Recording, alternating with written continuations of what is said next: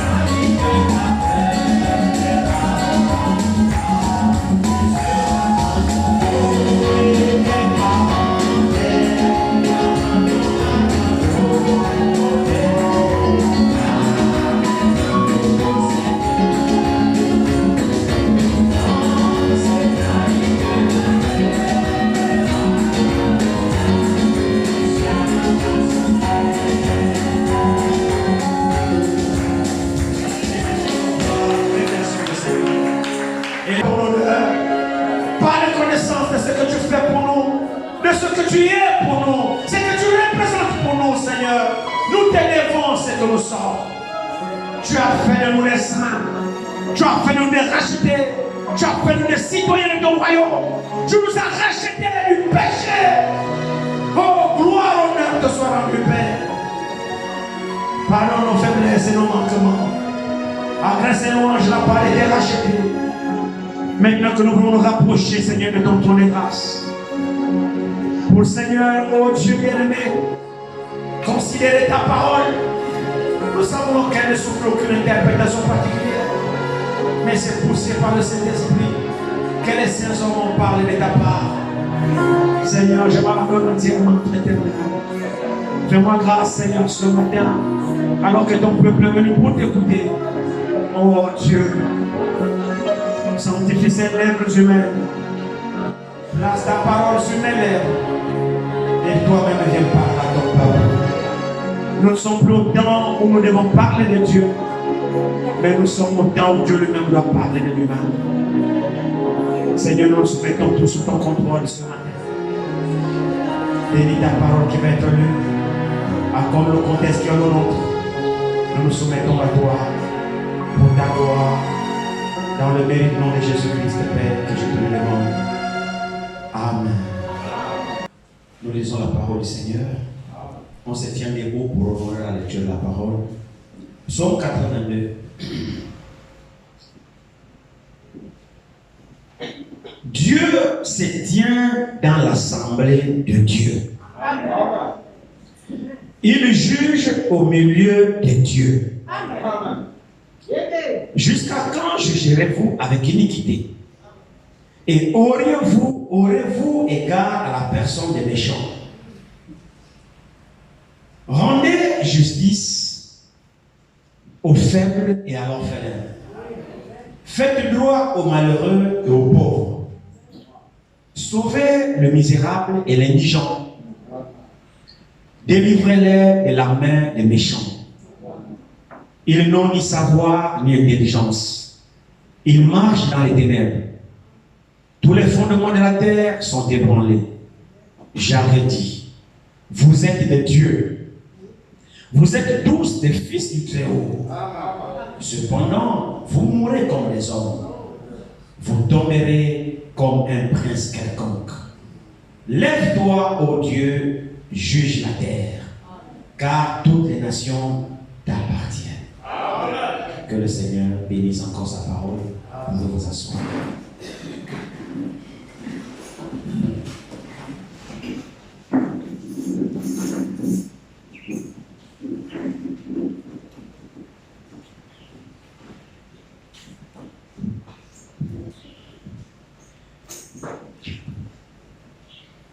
Je vous salue tous ce matin dans le glorieux nom de notre Seigneur et Sauveur Jésus-Christ.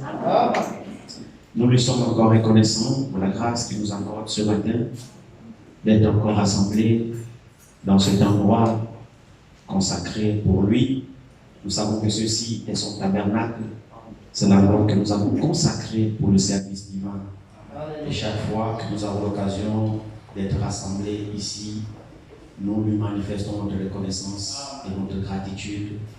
Nous célébrons son Saint-Nom, nous ouvrons nos cœurs et nos âmes, nous le chantons vraiment avec joie. Cet endroit-ci, ce n'est pas un endroit où nous devons manifester la tristesse. Nous n'avons aucune raison d'être tristes ici. Franchement, si nous sommes tristes ici, nous sommes au bon endroit. Parce qu'ici, c'est la maison de Dieu. Et il est censé s'y trouver. Si tu as une difficulté, un souci quelconque, rapproche-toi de lui par la foi. Tu ne sortiras pas d'ici avec ton problème. Sachant expérimenter notre Dieu. Vous savez qu'on n'expérimente pas Dieu de façon collective.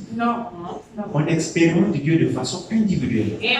C'est pourquoi ne vous laissez jamais influencer par le voisin ou par la voisine. Vous savez, il y a un type parfait qui est montré dans l'Ancienne Alliance. Pendant qu'on y est déjà, avant que je m'oublie, recevez une salutation de notre frère Obulus.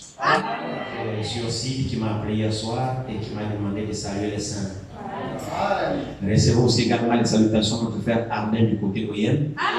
Il m'a aussi appelé hier, il m'a demandé de transmettre les salutations au sein de Dieu. Je suis en train de dire que dans l'Ancienne Alliance, nous avions un type qui était représenté dans le tabernacle qui avait été conçu à Jérusalem par Salomon. Ce tabernacle était composé de trois parties. Il y avait les parties extérieures, il y avait le lieu saint et il y avait la troisième partie qui était le lieu très saint. Et il est dit que les gens étaient dans les parties extérieures et dans le lieu saint. Et le lieu saint, c'était l'endroit où les gens se trouvaient, ils pouvaient adorer, faire des parfums, ainsi de suite, sacrifier à l'Éternel, faire tout ce qu'ils faisaient. Mais la troisième partie du temple n'était même pas accessible. Ce n'était pas accessible, non seulement accessible, mais elle n'était même pas visible.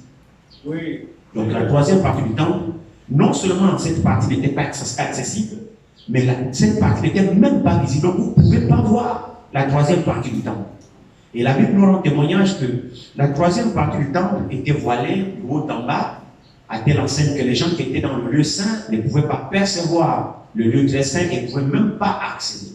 Il avait seulement été autorisé aux souverains sacrificateurs, pas aux sacrificateurs, mais aux souverains sacrificateurs d'y entrer une fois par an seulement. Une seule fois par an, le souverain sacrificateur avait droit d'accéder dans le lieu très saint, qui était la troisième partie du temple. Qu'est-ce qui était dans la troisième partie du temple? La troisième partie du temple, là-bas se trouvait effectivement l'arche de l'Alliance. L'arche de l'Alliance. Dans cette arche-là, c'était une caisse fabriquée de façon dimensionnée. Les dimensions étaient données par Dieu. On a confectionné l'arche selon les dimensions par Dieu. Et dans l'arche, il y avait les tables de la loi de Moïse. Et ensuite, il y avait la verge d'Aaron et la cruche, la manne. Donc la manne que le peuple d'Israël mangeait et partait ramasser tous les matins. Et il devait la manger parce que si elle dormait, elle pourrissait. Mais Dieu a gardé une portion de la manne dans l'arche de l'Alliance. Et cette manne qui était là-dedans ne pourrissait pas. Oui. Donc il y avait ces choses-là qui étaient dans l'arche. Et l'arche, au-dessus de l'arche, était recouvert de deux chérubins qui se coulaient les ailes comme ça. Un chérubin au bout de l'arche, l'autre chérubin au bout de l'arche, les ailes déployées. Vous pouvez lire ça dans le chapitre 7, jusqu'à l'apôtre Paul nous explique toutes ces choses-là qui étaient dans les Lévitique. Alors, Dieu ne se trouvait pas dans la première partie du temple. Dieu ne se trouvait pas dans la seconde partie du temple, qui est le lieu saint, très saint, le lieu saint. Mais Dieu se trouvait dans la troisième partie du temple, qui était le lieu très saint. C'est là-bas où Dieu se trouve. Et le souverain sacrificateur, pour y accéder, il fallait d'abord qu'il confesse ses propres péchés. Pour rentrer là-bas, il ne fallait pas qu'il fasse le malin. Il doit se rassurer effectivement qu'il n'a aucune culpabilité. Amen. Il rentre là-bas. Et quand il rentre, personne ne le voit là-bas.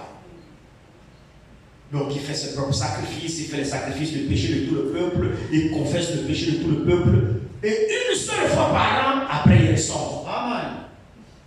Et vous allez remarquer que le type qui est merveilleux là-dedans, c'est quoi?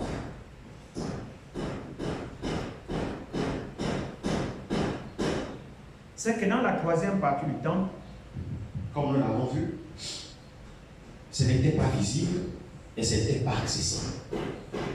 Donc, quand tu rentrais là-bas, tu ne pouvais plus voir ton voisin. Tu ne pouvais voir personne. Le bruit des gens, tu n'entendais pas. Ce que les gens racontaient, tu n'écoutais pas. Tu étais isolé dans une pièce, isolé. Dans cette pièce, il n'y a que toi et Dieu seul. Donc, une véritable communion intime qui n'est pas perturbée par le voisinage. Amen. Dans cette salle, tu ne vois pas le voisin. Amen. Parce que le rideau couvre tout. Tu n'as aucun voisin à côté de toi si ce n'est Dieu comme voisin. C'est une parfaite illustration qui montre que lorsque nous venons dans la maison de Dieu, chacun doit pouvoir tisser une communion intime avec son Dieu. Amen. Ne regarde pas le voisin, ne regarde pas la voisine. Fais-toi un voile spirituel et ignore tous ceux qui sont à côté de toi. Et parle seulement avec Dieu seul qui est là avec toi. Amen. Oui. C'est parce que vous avez jamais pensé à ça. Oui. Il rentrait seul là-bas. Il ne rentrait pas avec quelqu'un. Mais Dieu était là-bas. Il n'écoutait pas ce qu'on racontait là-bas. Non. C'est pourquoi aussi nous aussi, dans la présence de Dieu, il ne nous est pas demandé de prêter attention au va-et-vient, de prêter attention à nos voisins qui baillent, de prêter attention à l'enfant qui pleure. Non! Dans la présence de Dieu, frère, il n'y a personne à côté de toi. Amen. Fais comme le souverain sacrificateur qui était isolé dans la troisième partie du temps. Et là-bas, il ne parlait qu'à Dieu. Il ne parlait à personne parce qu'il y a une personne à ses côtés. C'est vrai, non? Amen. C'est pourquoi souvent parmi nous, nous ratons beaucoup de choses. Quand nous venons dans l'église, les yeux se baladent au plafond, on regarde. Dieu se tient dans l'assemblée de Dieu. Vous êtes là? Dieu, avec le grand Dieu, avec le grand Dieu ici. C'est passé comme ça dans vos Bibles. Dieu se tient dans l'assemblée de Dieu. De Dieu aussi avec le grand D. Hein? On dit ici Dieu. Donc le grand Dieu se tient dans l'assemblée de Dieu. Toujours le même Dieu. Donc Dieu se tient dans l'assemblée de Dieu. Donc Dieu se tient dans son assemblée. Pas l'assemblée des hommes. Pas l'assemblée de quelqu'un. Donc Dieu se tient dans son assemblée. Cette histoire a une importance capitale que vous allez comprendre que l'Église n'appartient pas à un homme. L'Église n'appartient pas à un pasteur, n'appartient pas à un prophète, n'appartient pas à un frère, n'appartient pas à une soeur. Dieu se tient dans l'assemblée de Dieu. Donc Dieu a une assemblée. Donc l'assemblée de Dieu, Dieu est censé s'y tenir. L'assemblée de Dieu, pas l'assemblée des hommes. Non. L'assemblée nationale, c'est l'assemblée des hommes, il n'y a pas Dieu là-bas. Le Sénat, c'est l'assemblée des hommes, il n'y a pas Dieu là-bas. Mais Dieu a son assemblée. Et Dieu se tient dans son assemblée. Or, quelle est l'assemblée de Dieu? Mais ce sont les rachetés. Ceux qu'il a payés lui-même avec son propre sang. C'est ceux-là son assemblée. On ne joue pas avec l'assemblée de Dieu. On ne joue pas avec un seul racheté. On ne joue pas avec un seul frère, avec une seule sœur. Si elle a réellement cru de tout son cœur, on ne joue pas avec. Parce que lorsque Dieu voit son assemblée, à mon nom, je suis là. Donc Dieu se tient dans l'assemblée de Dieu. Vous pensez que ceci c'est l'assemblée d'un homme? Vous vous trompez. Vous vous trompez lourdement. C'est l'assemblée de Dieu. Bien sûr, il y a les assemblées des hommes. Bien sûr, il y a des rassemblements convoqués par des hommes. Toute assemblée n'est pas de Dieu. Mais l'assemblée de Dieu, c'est Dieu qui s'y trouve. Et c'est lui-même qui conduit. Alors, qu'est-ce qui est écrit par la suite ici? Observons très bien ce psaume-là. Il m'a semblé très intéressant. Dieu se tient dans l'assemblée de Dieu. Il juge au milieu des dieux. Là maintenant, ce Dieu, c'est un petit Dieu. C'est merveilleux. Regardez très bien ici. Il juge, donc Dieu se tient dans l'assemblée de Dieu. Amen. Maintenant, il juge au milieu des dieux. Là maintenant, Dieu c'est petit Dieu.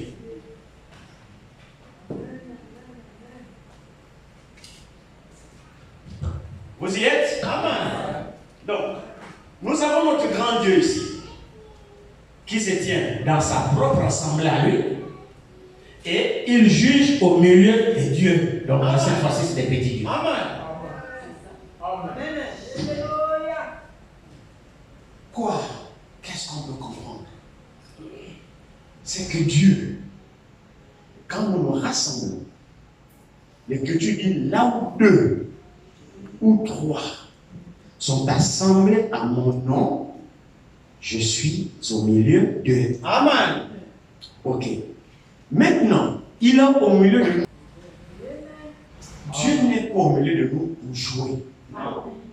Dieu n'est pas au milieu de nous pour blaguer. Quand la Bible dit là où 2 ou 3 sont assemblés au milieu de, c'est Jésus qui le dit, je suis au milieu d'eux. Vous pensez que si Jésus est au milieu d'un peuple, c'est pour faire quoi? Pour faire des plaisanteries? Non. C'est pourquoi les églises où dans la chair on raconte tout sauf la parole de Dieu quittée, Jésus n'est pas là. Jésus n'est pas là. Il dit ici, et il juge au milieu des dieux. Donc quand Jésus est présent au milieu de son assemblée, alors il juge au milieu des dieux. Cette fois ce sont les petits dieux. Les petits dieux là c'est qui? C'est toi et c'est moi. Amen. Donc la parole de comment juge-t-il? Mais lorsqu'il nous dispense sa parole, La parole de Dieu juge les pensées et les intentions du cœur. Hébreux 4, verset 12. Donc, lorsque Dieu descend au milieu de son peuple, ce n'est pas pour faire de la politique, pour raconter j'ai mangé à ceci. Non, Dieu n'a rien à foutre avec ça. Quand il descend au milieu de son assemblée, c'est pour juger son peuple. Et il le juge comment? Par sa parole. Alléluia. Alors, il dit ici, regardez très bien. Il juge au milieu de Dieu. Maintenant, verset 2. Jusqu'à quand jugerez-vous avec iniquité? C'est un son qu'on peut rester longtemps là-dessus. Il y a beaucoup de choses à dire. La parole de Dieu, lorsque nous nous rassemblons, nous devons faire le vide dans notre esprit. Quand on monte en chair, ne monte pas en chair avec le calcul. Ne prends pas la parole et tu vises quelqu'un. Amen. Ne prépare pas une prédication en ciblant un frère, en ciblant une soeur. Amen. Tes motifs sont faux. Même si tu emploies la parole, tes motifs sont faux. Et là, tu juges avec iniquité. Amen. Et Dieu n'agit pas comme ça. Et la parole qui sortira de ta bouche n'aura pas d'effet. Amen. C'est très important, frères et sœurs. L'église appartient à Dieu. Amen. Et c'est Dieu lui-même qui doit conduire son église. Maintenant, la Bible dit, je vais quand même arriver sur ce passage-là. Revenons sur le premier passage. Il ne faut pas que je saute des choses comme ça. On va aller doucement. Je ne vais pas courir ce matin. On va aller doucement. Dieu se tient dans l'assemblée de Dieu. Il juge au milieu des dieux. Donc il juge au milieu de toi et de moi. Amen. Donc lorsque Dieu est présent, il juge comme je disais, il dispense droitement sa parole. Comment Dieu juge-t-il? Hébreux 4, 12. Faisons-le. Commencez rapidement.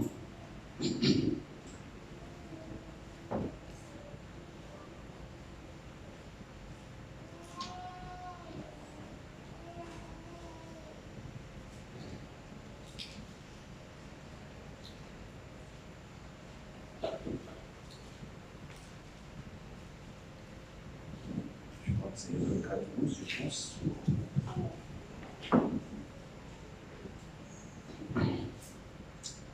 Hébreux 4, verset 12. Il est écrit ici. Car la parole de Dieu est vivante et efficace, plus pénétrante qu'une épée quelconque à deux tranchants. Amen. Elle fait quoi? Pénétrante jusqu'à partager âme et esprit, jointure et moelle. Elle juge les sentiments et les pensées du cœur. Verset 13. Nulle créature n'est cachée devant lui, mais tout est nu et découvert aux yeux de celui à qui nous devons rendre compte. Alléluia. Amen. Voici le jugement de Dieu dans son assemblée. C'est-à-dire, si c'est l'église de Dieu, si c'est l'assemblée de Dieu, plus que la Bible dit, Dieu se tient dans l'assemblée de Dieu et qu'il juge au milieu des dieux. Très bien. Donc si c'est l'assemblée de Dieu, alors Dieu doit juger parmi les au milieu de Dieu. C'est-à-dire des petits dieux que nous sommes. Ces petits dieux-là, c'est toi et c'est moi. Évidemment, nous avons la nature de Dieu. De Dieu, il ne peut sortir que des dieux. On va arriver, s'il vous plaît, par la grâce de Dieu. Alors, lorsqu'il juge, il juge par sa parole. Qu'est-ce que sa parole fait? Lorsque nous sommes assemblés ici, lorsqu'il juge les petits dieux, que nous sommes au moyen de sa parole, c'est-à-dire ce que nous faisons, comment nous vivons, c'est que notre manière de nous comporter. Quand nous sommes là assis, vous entendez la parole sortir de son trône d'un exemple t'interpellant, révélant les secrets de cœur de ce que toi tu fais. Amen. C'est comme ça que Dieu juge. Maintenant, plus qu'il juge au milieu des dieux, c'est absolument important. Nous sommes des dieux. Allons ici. Regardez, prenons Jean 10. Prenons Jean 10. Qu'est-ce que la Bible nous dit ici dans Jean 10? Jean 10 nous dit ici.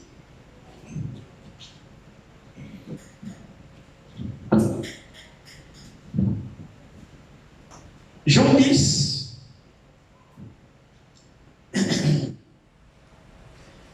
Nous allons commencer. Nous allons commencer à partir du verset 30 de Jean 10. Moi et le Père sommes un. L'église est là. Amen. Jean 10 à partir du verset 30. Moi et le Père, nous sommes un. Alors les Juifs prirent de nouveau des pierres pour le lapider. Jésus leur dit, je vous ai fait voir beaucoup de bonnes œuvres venant de mon Père, pour laquelle me lapidez-vous. Verset 33. Les Juifs lui répondirent, ce n'est point pour une bonne œuvre que nous te lapidons, mais pour un blasphème. Et parce que toi, tu es un homme, tu te fais Dieu. Verset 34. Jésus leur répondit, n'est-il pas écrit dans votre loi? J'ai dit, vous êtes des dieux. Amen. Vous voyez le psaume 82? Nous allons le lire. C'est là où Jésus est parti prendre ça. Reprenons. Jésus leur dit, n'est-il pas écrit dans votre loi? J'ai dit, vous êtes des dieux. Si elle a appelé Dieu ceux à qui la parole de Dieu a été adressée, est-ce que la parole vous a été adressée ce matin? Je veux que l'église soit connectée avec moi, s'il vous plaît. Est-ce que la même parole de Dieu vous a été adressée à chacun ici? Alors dans ce cas, vous êtes des dieux. Amen. Vous ne répondez pas. J'ai dit, vous êtes des dieux. C'est pas moi, c'est écrit ici. C'est pourquoi je vous demande encore une fois de plus. Est-ce que la parole de Dieu vous a été aussi adressée à chacun de vous? Vous êtes sûr? L'avez-vous reçu? Alors vous êtes des dieux? Et puis croyez-le, c'est la vérité. Regardez ce que la Bible dit ici. Vous savez très bien. Verset 35 dit ici. Si elle a appelé Dieu, ceux à qui la parole de Dieu a été adressée, et si l'écriture ne peut être anéantie, alléluia, donc on ne peut pas annuler ça. Je suis Dieu ici, là. Vous êtes des dieux à vous. C'est lui à qui la parole est adressée et qui la reçoit est Dieu. Frère, la nature de Dieu, Dieu nous la communique au travers de sa parole. Si nous la recevons, nous sommes des petits dieux. Jésus dit ici, attendez. Le Père et moi, nous sommes un. Les Juifs ont dit, quoi? Tu blasphèmes. Ils ont pris les pierres pour la lapider. Attendez une minute. Dites-moi quand même pourquoi vous voulez me lapider. J'ai fait beaucoup d'œuvres parmi vous, pour laquelle je mérite la lapidation. Ils ont dit, non. Nous ne voulons pas finir avec toi parce que tu as fait une œuvre. On ne veut pas te tuer parce que tu as fait une œuvre. On ne veut pas te lapider parce que tu as fait une œuvre. En d'autres termes, eux-mêmes, par cette parole, témoignent que les œuvres de Jésus nous viennent à lire. Eux-mêmes témoignent que par les œuvres de Jésus était Dieu par les œuvres qu'il faisait. C'est leur propre témoignage. Parce qu'ils disent que non, ce n'est pas pour une œuvre qu'on veut te lapider, mais parce que toi, nous savons que tu es un homme. Ça, c'est une certitude. On te voit avec la chair et le sang. Ça, c'est une certitude. On peut te toucher. Tu manges, tu dors avec nous, tu marches avec nous. On te voit, on sait que tu es un homme. Ça, il n'y a pas de souci. Mais nous avons un problème. C'est que toi, non, tu te fais Dieu. Regardez très bien. Ils n'ont pas dit, tu te dis Dieu. Non, mais tu te fais Dieu. Donc, Jésus se faisait Dieu. Il n'a pas dit qu'il était Dieu, selon leur propre témoignage, mais il se faisait Dieu. Comment les Juifs ont-ils dit qu'il se faisait Dieu? Ce n'est pas des œuvres qu'il faisait. Amen. Les œuvres que Jésus faisait, seul Dieu pouvait les faire. Amen. Seul Dieu pouvait les faire. Et quand ils ont vu Jésus faire ces œuvres, ils ont dit non. Les œuvres là sont réservées seulement à Dieu. Mais toi, tu es un homme. C'est là où Jésus répond la parole. Il dit, oh là là. Vous chantez tous les jours, Moïse a dit. Mais dans votre loi, je me souviens qu'il est écrit là-bas que vous êtes des dieux. Amen. Vous êtes des dieux. Alléluia. Maintenant, Jésus reprend. Il dit, si ceux à qui la parole a été adressée sont des dieux, à plus forte raison, moi. Après, si vous êtes né dans le péché, on va rendre ça un peu plus clair, pour que nous puissions comprendre. Si vous qui êtes né dans le péché, si vous qui avez confessé vos péchés, vous êtes repentis, et que les œuvres de Dieu vous accompagnent, tu pries pour les malades sont guéris. Les paralytiques marchent. Tu marches dans la sainteté. Tu fais ces choses-là. Si ces miracles-là vous accompagnent, vous qui êtes né dans le péché, amen. À plus forte raison, moi qui suis né sans péché. Alléluia. Et tout cela parce que j'ai dit, je suis le Fils de Dieu. Pourquoi il a dit, le Père et moi nous sommes un.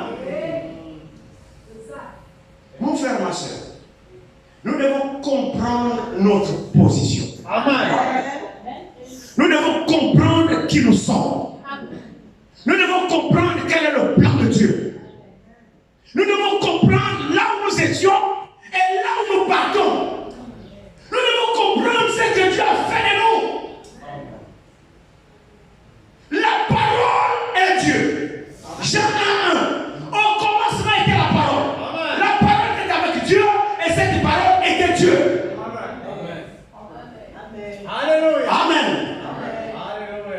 Alors, si Dieu est la parole, si Dieu décide d'avoir les enfants là seront quoi?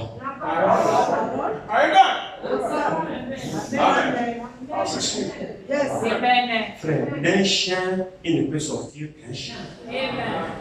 Ça aussi, c'est la vérité quand même. D'un mouton, il ne peut sortir qu'un mouton. C'est vrai, non? Bon, de Dieu, il peut sortir quoi? Que de Dieu. Il peut pas naître autrement. Il ne peut pas naître autrement. De Dieu, il ne peut sortir que de Dieu. Alors nous avons la nature divine. Nous sommes des enfants de Dieu. Nous le sommes maintenant. Dès que tu reçois la parole. 1 Jean 3, verset 3. Bien-aimés, nous sommes maintenant enfants de Dieu. Donc quand tu reçois la parole, tu es un Dieu.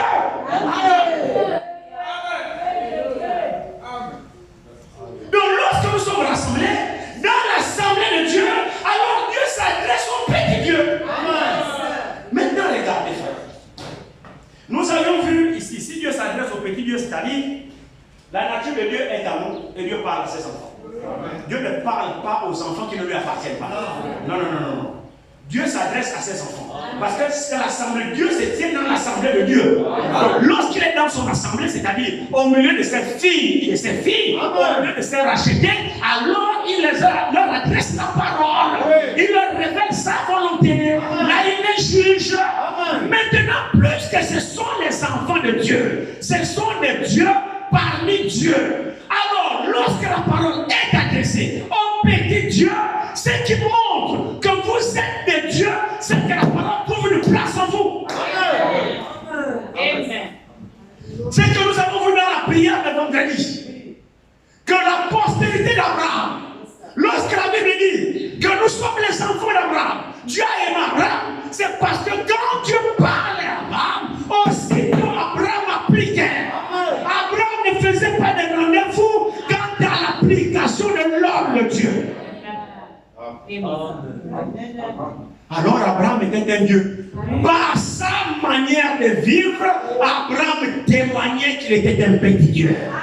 Parce que la parole de Dieu trouvait une place dans le cœur d'un petit Dieu. Nous avons demandé que la foi d'Abraham, pourquoi Dieu a aimé Abraham? Quand Abraham dit Abraham, Dieu dit Abraham fait. Abraham dit ta partie. Abraham a obéi. Et il dit Abraham, voici mon signe avec toi, le signe d'alliance. Tout mal né dans ta maison doit se faire circoncis. Que ce soit des étrangers, que ce soit ce que tu as pris d'argent, tous qui sont dans ta maison, le signe c'est dans la chair, la circoncision. Nous avons lu cela Genèse 17. Vers la fin, la Bible dit, quand Dieu a fini de parler avec Abraham en lui disant que le signe de mon alliance c'est dans ta chair, c'est la circoncision, quand Dieu a fini de parler avec Abraham, la Bible dit, Dieu s'éleva.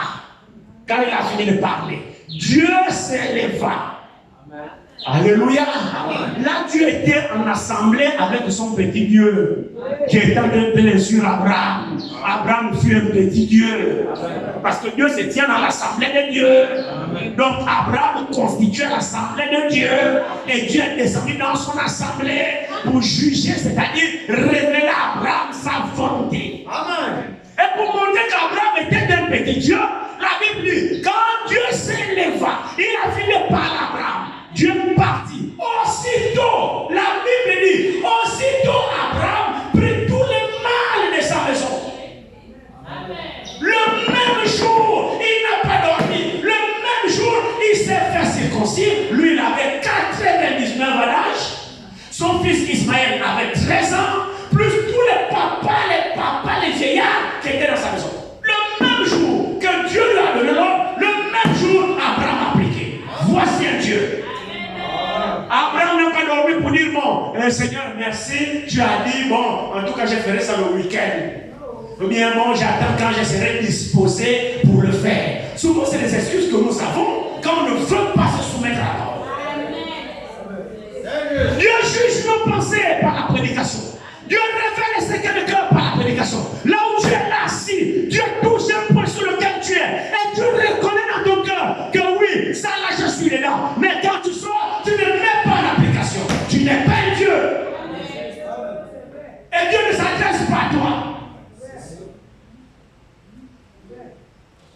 Les signes que nous sommes les enfants de Dieu, c'est caractérisé par notre obéissance, par notre soumission. Une fois que Dieu parle, tu dis Amen. Souvent, il y a un décalage entre notre Amen et notre mise en pratique. On dit Amen à la bouche, mais pas selon la vie. Amen veut dire qu'il en soit ainsi dans ma vie. Donc là où tu dis Amen à la parole, tu es en train de dire que cela se fasse dans ma vie. C'est ça Amen. Mais si tu dis Amen et que cela tu ne te soumets pas à cette parole, tu dis Amen pour qui? Tu dis alors Amen pour ta condamnation, pour ton jugement, parce que tu reconnais que cette parole est juste, mais toi tu ne l'appliques pas. C'est juste. Amen. Amen.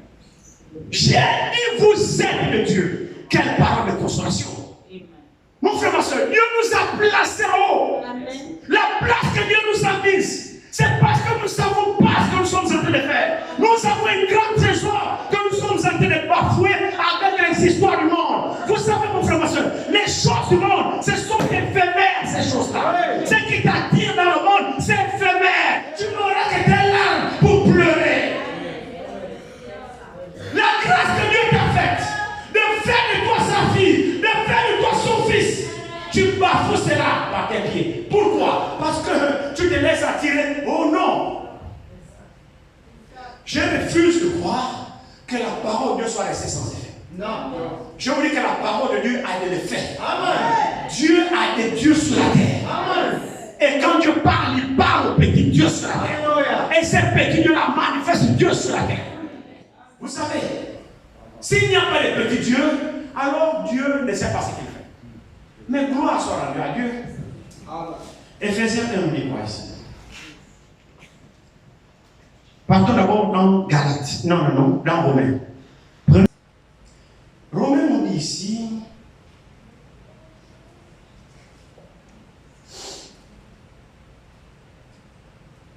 Commençons au premier verset. Paul, serviteur de Jésus-Christ, appelé à être apôtre, mis à part pour annoncer l'évangile de Dieu. L'évangile qui avait été promis auparavant de la part de Dieu à ses prophètes dans les saintes écritures. Cet évangile est quoi? Il concerne son fils, né de la postérité de David selon la chair, déclaré fils de Dieu avec puissance selon l'esprit de sainteté par sa résurrection d'entre les morts, Jésus-Christ notre Seigneur. Amen. Amen. Amen.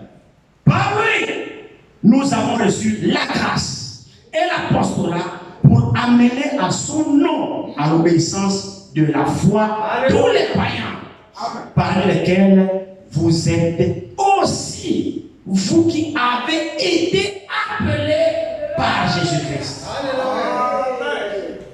C'est pas si l'église a compris ça. Est-ce que vous êtes là dans cette église? Nous sommes des païens. Cet évangile de Jésus-Christ, né selon la chair, comme la postérité de David, cet évangile-là vous a aussi été annoncé. Amen. C'est pour ça que vous avez été prévenus. À vous qui avez aussi été appelés.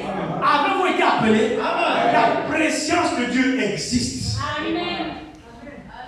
Nous ne sommes pas sauvés au hasard. Amen. Ou bien la chance. Non. Chez Dieu, il n'y a pas de chance. Ah, j'ai eu la chance. Il n'y a pas de chance. C'est la préscience de Dieu. Et dans la préscience de Dieu, c'est-à-dire la préconnaissance de Dieu. Dieu a la préconnaissance, c'est-à-dire Dieu a eu la connaissance des choses avant que ces choses n'existent. C'est ça qu'on appelle la préscience. Et dans cette préconnaissance de Dieu, il a vu toutes choses et il a prédestiné. Donc la prédestination vient de la préconnaissance de Dieu. Donc il a vu les choses d'avance. Alors les ayant connus d'avance, il les a arrêtés comme tels. Et ce qu'il a arrêté comme tel, on appelle ça prédestination. Et il n'y a aucun homme sur la terre qui puisse changer une prédestination. Alors maintenant, si toi tu as été prédestiné à être fils de Dieu ou à être fille de Dieu, je te l'annonce que personne ne pourra changer. C'est déclaré dans le registre éternel, doit réussir. C'est déclaré dans le registre éternel, est sauvé. C'est déclaré dans le registre éternel que celui-ci est glorifié. Alors quand tu viens sur la terre, maintenant nous faisons comme les hommes. Nous faisons ce qu'on appelle le constat. Amen. Oui. Nous n'avons pas la possibilité de modifier quoi que ce soit. Mais nous constatons qui est fils de Dieu ou qui est fille de Dieu. Nous constatons simplement avec nos yeux la prédestination de Dieu sur chacun. On n'a pas de force pour donner la foi à quelqu'un ou pour la dire à quelqu'un. Non! Ceux qui sont sauvés et ceux qui croient ont été prédestinés. Dieu les a vus d'avance. C'est vrai. Amen. Dieu les a vus d'avance. Dieu a vu notre parcours tous ici. Amen. Et Dieu a vu qui croirait et qui ne croirait pas. Dieu a vu dans sa préscience. Avant que tu existes, votre attention s'il vous plaît. Avant que tu existes, Dieu t'a vu, Dieu m'a vu. Dieu a vu notre parcours sur la terre, les âges dans lesquels nous vivons, les difficultés auxquelles on fera face. Dieu a tout vu. Avant même que le père du père du père et l'arrière-grand-père de ton père n'existe, Dieu t'a vu. Dieu savait que tu t'appellerais comme ça, et que tu existerais dans cet âge, et que tu écouterais la parole, et que tu croiras. Et puisque Dieu a vu ça dans sa préscience, et il savait que tu viendrais dans la chair. Et la chair dans laquelle il va te mettre est problématique. Il y aura des tentations.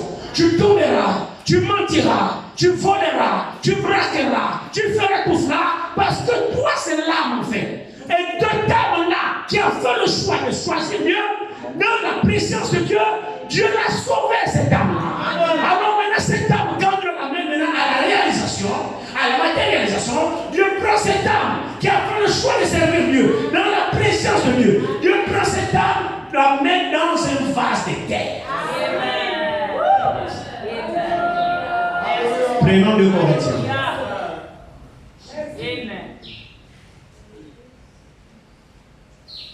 Prenons 2 Corinthiens ici. On va voir si. 2 Corinthiens ici.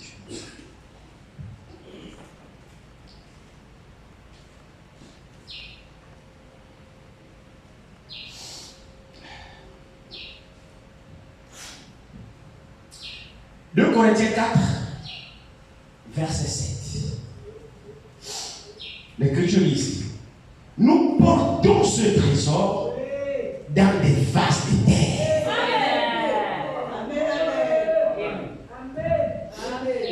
L'église est là.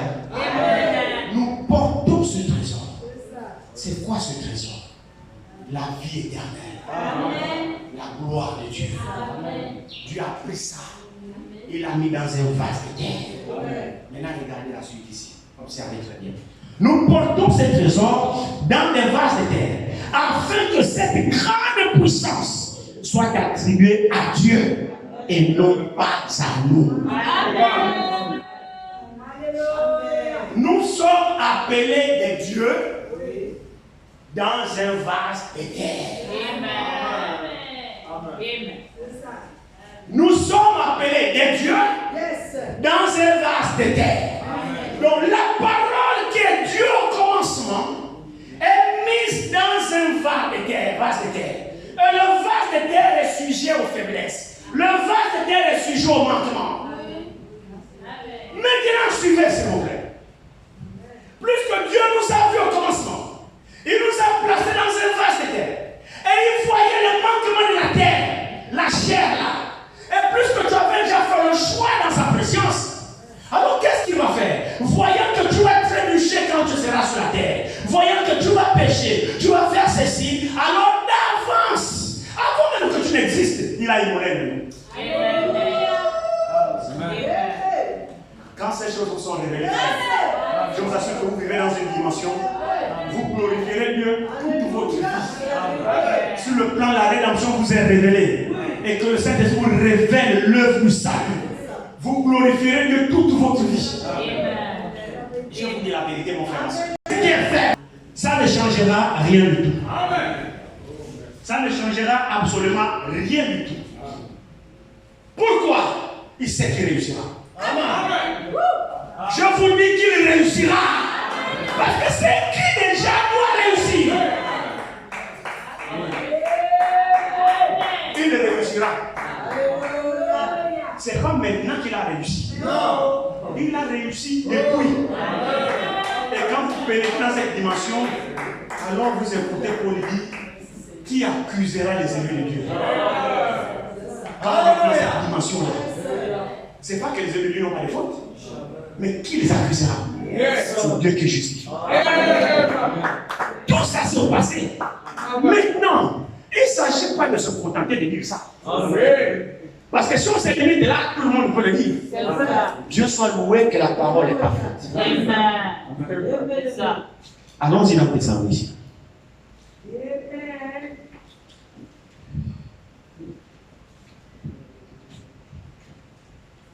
Les salons ici, je pense qu'on dit quelque chose ici.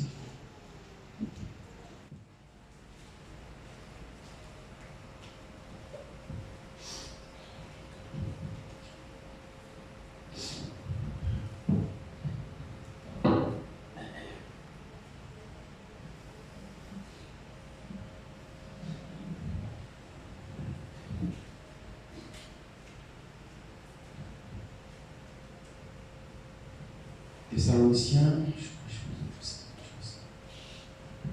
Thessaloniciens, je vais trouver ça. Thessaloniciens, je pense que c'est ça.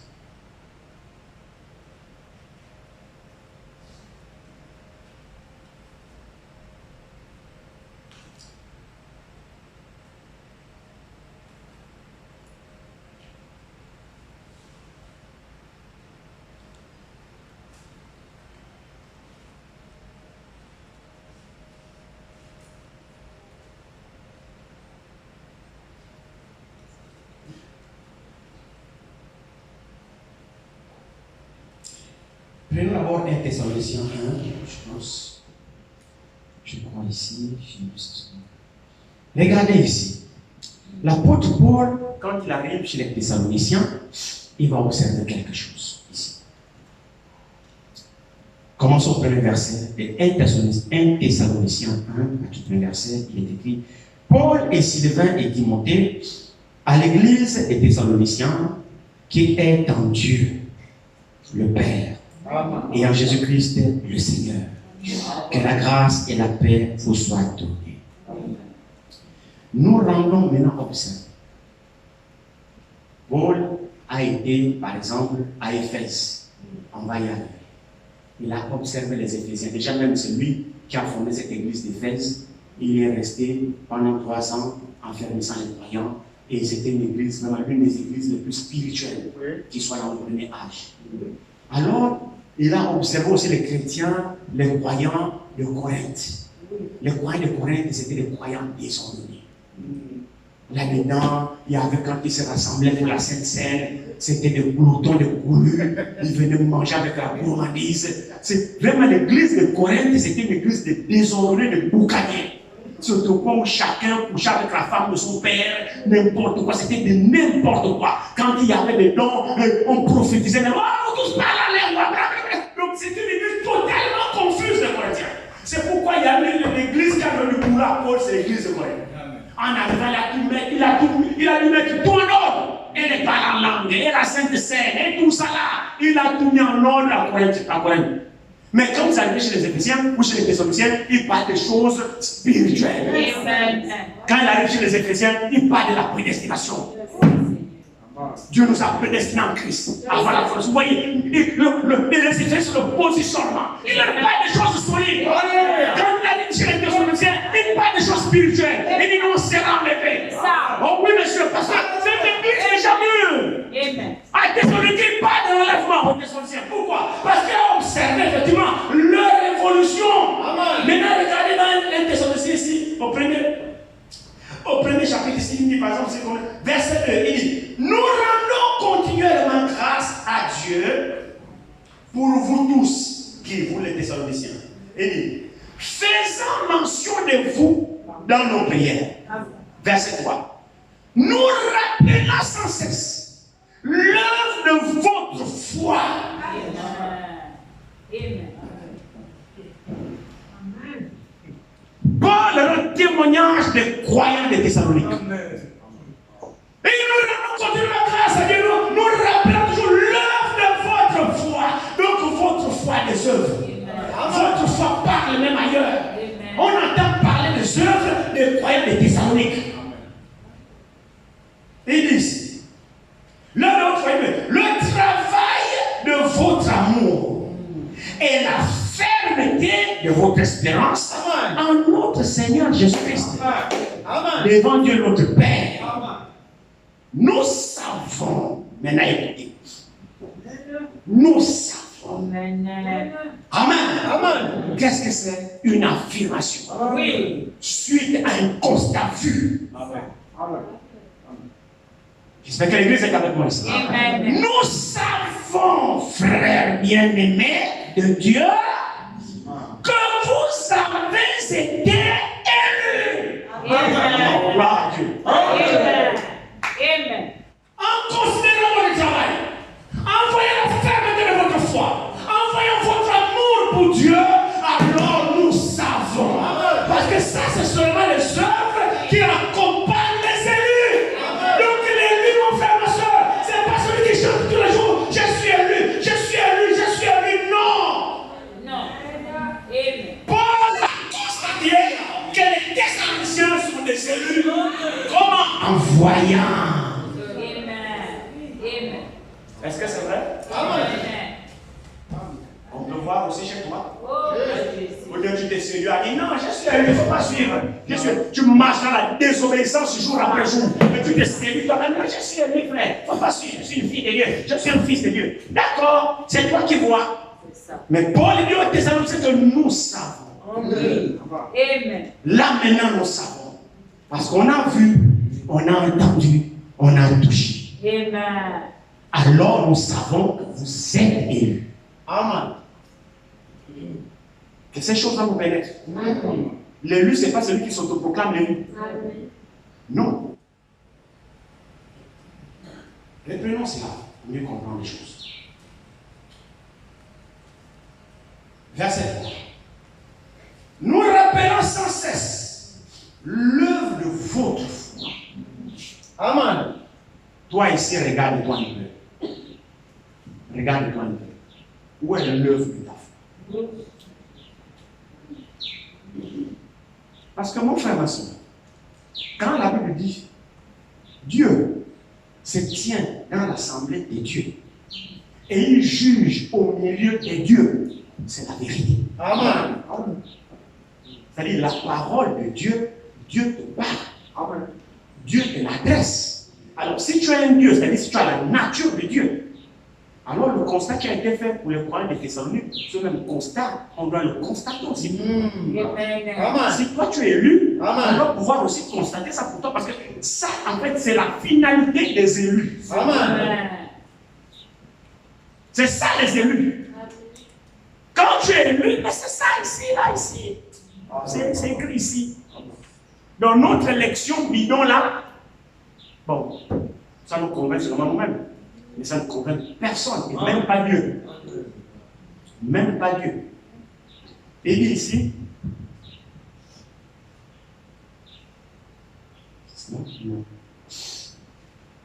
on a mis ça là, tout à fait, verset 4, mais nous savons, frères bien-aimés de Dieu, que vous avez été élus en voyant votre travail, en voyant votre amour, votre fermeté, la fermeté de votre espérance en notre Seigneur Jésus-Christ. Malgré les attaques, malgré les tentations, malgré tout ce que tu subis, on voit votre fermeté. Dans quoi? Dans l'espérance de notre Seigneur Jésus-Christ. Amen. Parce que j'espère qu'il viendra. Amen. Alors tu témoignes l'espérance que tu as en lui, dans la fermeté que tu as envers lui. Amen. Amen.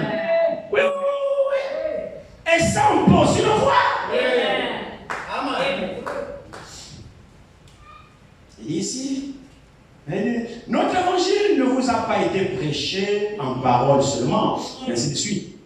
Vous voyez, mais avec puissance, avec l'Esprit Saint et avec une pleine persuasion, car vous n'ignorez pas que nous nous sommes montrés ainsi parmi vous à cause de vous. Allons-y ici un peu, je crois. Prenons 2 Thessaloniciens, je crois 5 ici.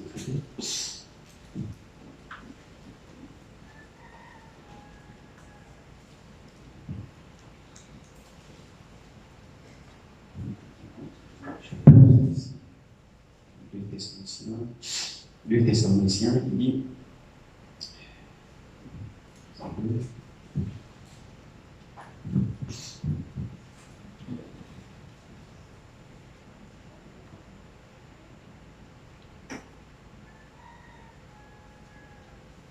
regardez très bien ici.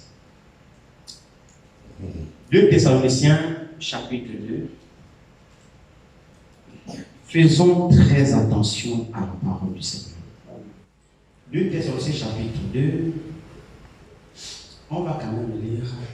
Commençons au premier verset pour mieux comprendre le contexte ici.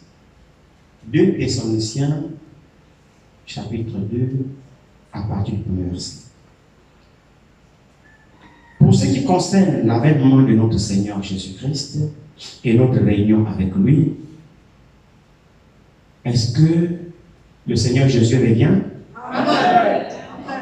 Amen. L'Église le croit? Amen. Nous qui sommes ici ce matin, qui croient de tout son cœur que le Seigneur revient. Amen. Nous le croyons, n'est-ce pas? Amen. D'accord. Si nous sommes convaincus qu'il revient, nous devons alors l'attendre, non? Oui. Comment l'attendons-nous?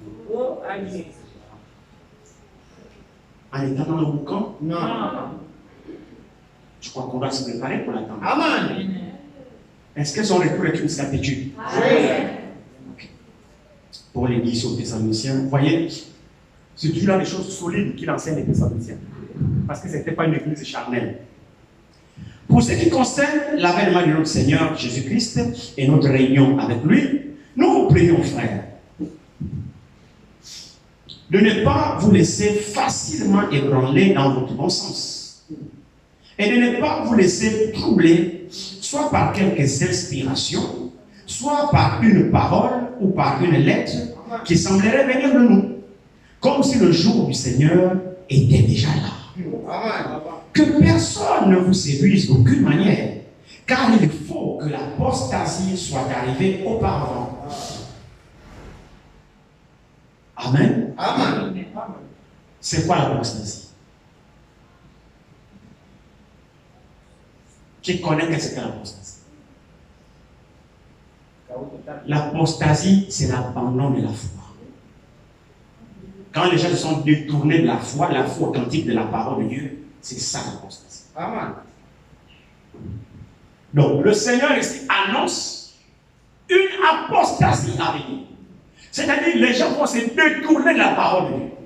Parce que vous ne pouvez pas avoir une véritable foi sans la vraie parole de Dieu. Amen. Donc, ici, c'est un passage prophétique. Les gens vont se détourner de la véritable parole de Dieu. Alors, il y aura une apostasie.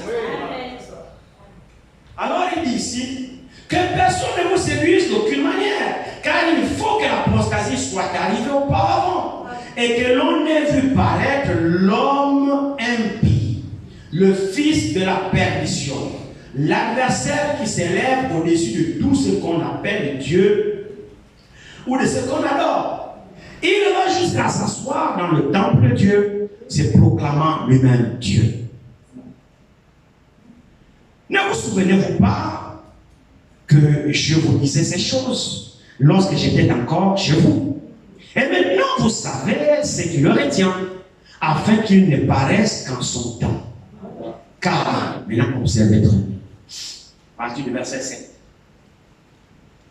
Car le mystère de l'iniquité agit déjà. Si le Seigneur le permet, nous aurons un message dessus que j'ai bien voulu intituler, ou que j'aimerais intituler. Nous aurons deux messages. Le premier sera le mystère de l'iniquité, et le deuxième sera le mystère de la foi. Tous les deux sont des mystères. Alors ici, le Seigneur nous parle de l'un des mystères, parce que c'est un mystère. Paul dit ici, le mystère. Pourquoi c'est un mystère? Pourquoi ici la Bible parle que l'iniquité est un mystère? Qu'est-ce qu'un mystère? Un mystère, c'est quelque chose qu'on ne comprend pas. Juste. Amen. On ne peut pas expliquer un mystère, sinon le mystère se révèle. Juste. Votre attention, s'il vous plaît. Le mystère ne s'explique pas. Parce que le mystère, c'est quelque chose qu'on ne peut pas comprendre.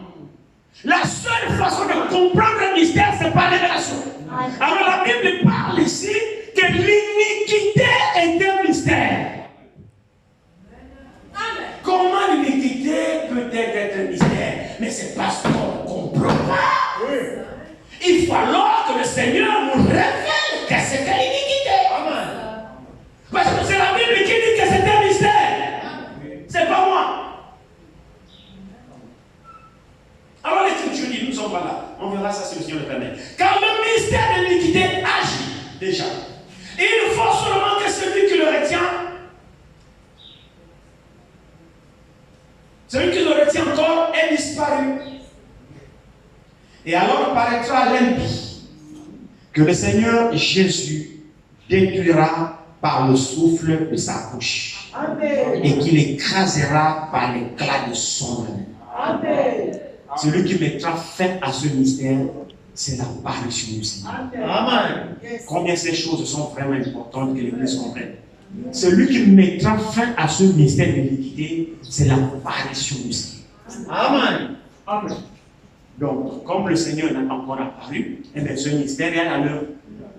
Même ce matin, ça travaille. Je vais peut-être vous briefer un petit peu là-dessus. L'iniquité.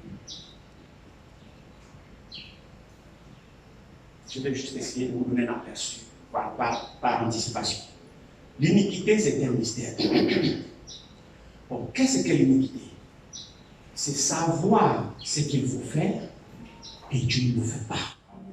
Donc c'est lui qui est unique ou qui commet l'iniquité. L'iniquité ne consiste pas dans le fait de ne pas savoir. C'est juste. Celui qui ne sait pas est ignorant. Oui. Ce qu'il faut faire et que tu ne le fasses pas, alors tu commets l'iniquité. Donc l'iniquité ne consiste pas dans le fait qu'on ne sache pas ce que l'on fait. Non, mais l'iniquité consiste dans le fait qu'on sait ce que l'on fait et on fait sciemment. Oui. Et maintenant la Bible dit, c'est un mystère. Amen. Parce qu'on ne peut pas expliquer Amen. que je sais que ça je ne dois pas le faire, mais je le fais. Et Oui. expliquer ça. Juste. Amen. On ne sait pas l'expliquer. D'où la Bible dit c'est un mystère. Parce que normalement, lorsque je suis averti, je suis censé agir en conséquence, non? Oui. Est-ce que c'est vrai? Amen. Très bien. C'était juste un aperçu de ce que nous aurons sur le mystère dit. On n'est pas là.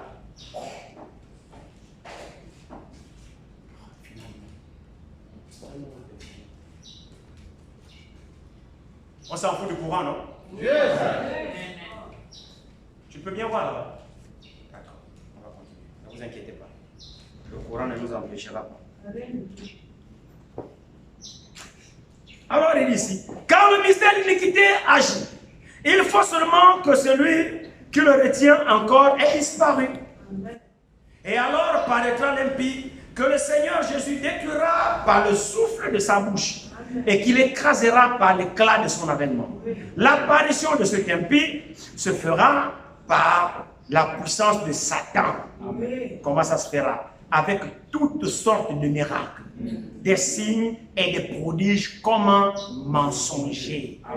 Donc vous qui courez derrière les miracles, vous qui courez derrière les délivrances, oh, faire la guérison, mensonger. S'il y a des miracles ou des guérisons ou des signes qui se produisent et que cela soit contraire à la parole, ça vient du diable. Nous on ne court pas derrière les signes. Quand il y a un signe, chaque signe a une voix. Mais lui identifie la voix du signe. Amen. Ce n'est pas les miracles qu'on cherche. Même si miracle il y a, qu'est-ce qui sort du miracle? C'est ça là où l'élu prête l'attention.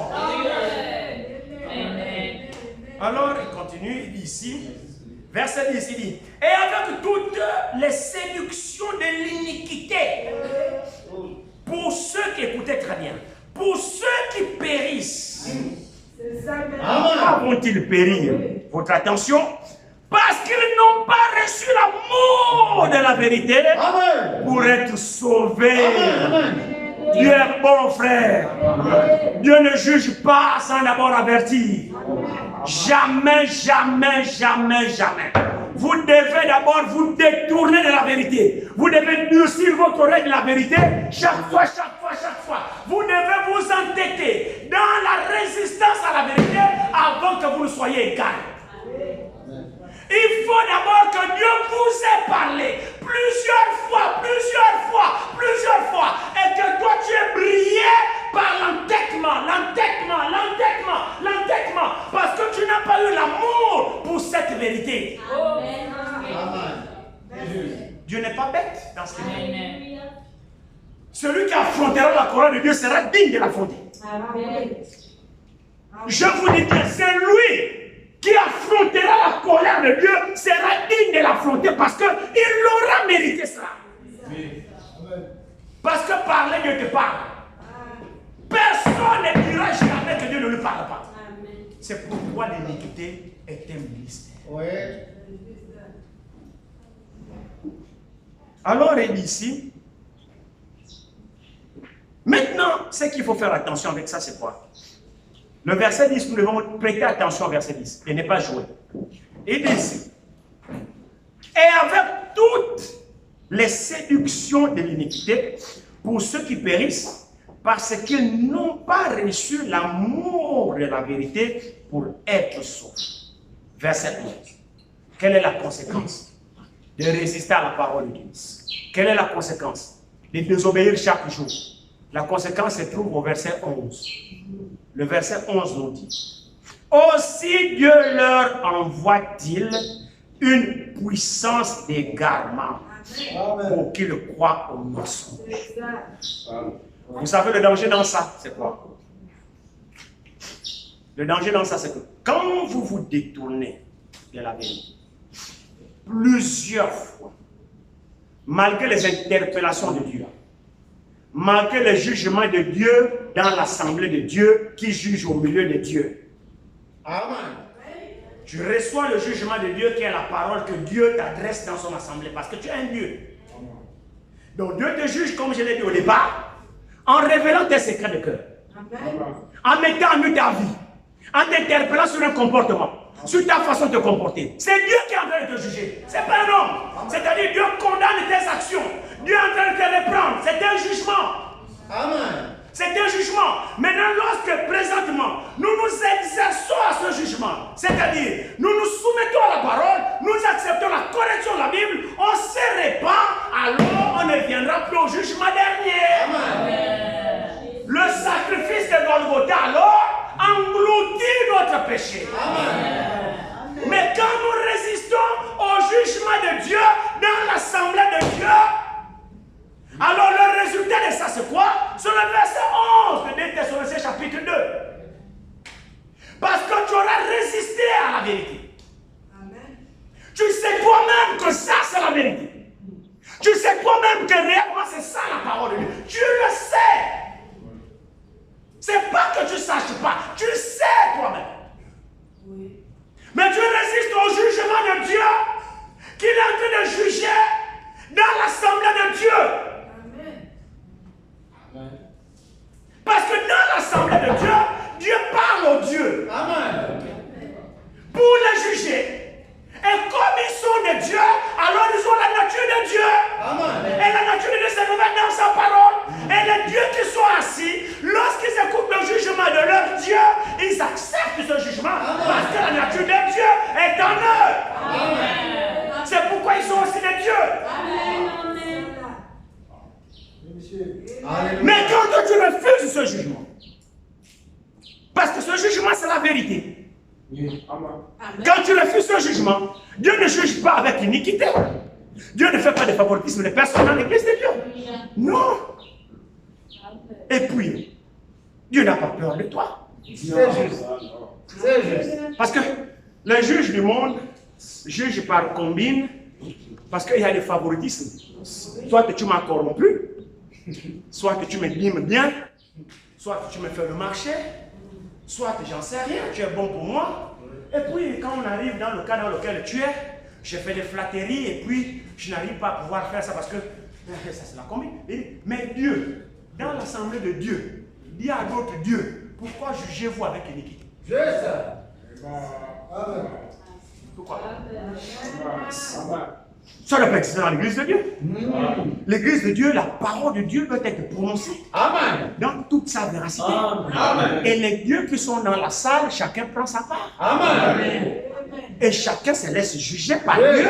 Amen. Parce qu'il est aussi un Dieu. Amen. C'est vrai, non? Amen. Dieu parle aux autres dieux. Amen. Et les autres dieux, pour montrer qu'ils sont dieux, ils se soumettent à Dieu. Amen.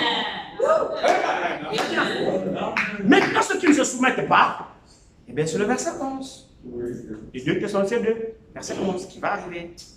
Qui dit ici: aussi Dieu leur envoie-t-il une puissance d'égarement pour qu'ils croient au mensonge, afin que tous ceux qui n'ont pas cru à la vérité, mais qui ont pris plaisir à l'injustice, soient condamnés. Amen. Nous devons tous prêter attention à ces paroles. Vous avez entendu, Dieu renchérit ceux qui ont pris plaisir. C'est-à-dire, tu trouves ton compte là-dedans. En d'autres termes, tu te réjouis. Tu ne fais rien pour sortir de là. Il n'y a aucune condamnation en toi en fait. Tu ne fais rien. Mais au contraire, tu t'y plais. Et plus que tu trouves ton compte, eh bien, tu te réjouis. À partir de ce moment-là, parce que frère, écoutez frère, la seule façon de Dieu de sauver, c'est au moyen de la parole. Amen.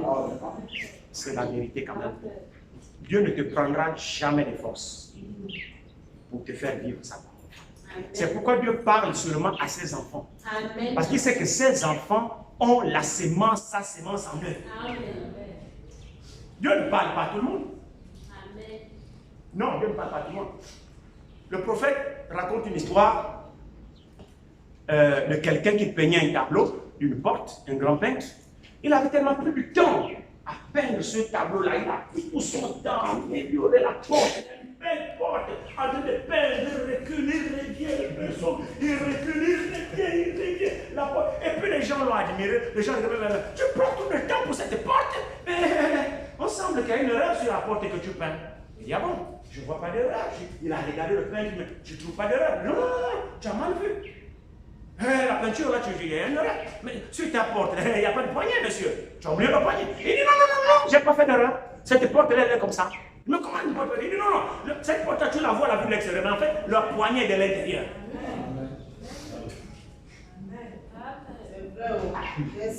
Ceux qui lisent le Dieu, vous trouvez ça dans les citations. Et le prophète de dire que oui, ce peintre avait été inspiré. Et on a demandé à ce peintre, c'est là où le peintre a envoyé les gens dans l'Apocalypse chapitre 2. Où Jésus dit, je me tiens à la porte, je frappe. La porte sur laquelle Jésus frappe là, n'a pas de poignée de l'extérieur. Cette porte, la poignée se marche de l'intérieur. D'où Jésus de dire, si quelqu'un entend ma voix, Amen. donc quand je cogne à la porte, si quelqu'un à l'intérieur là-bas, il entend ma voix, ça à lui d'ouvrir les dents là-bas.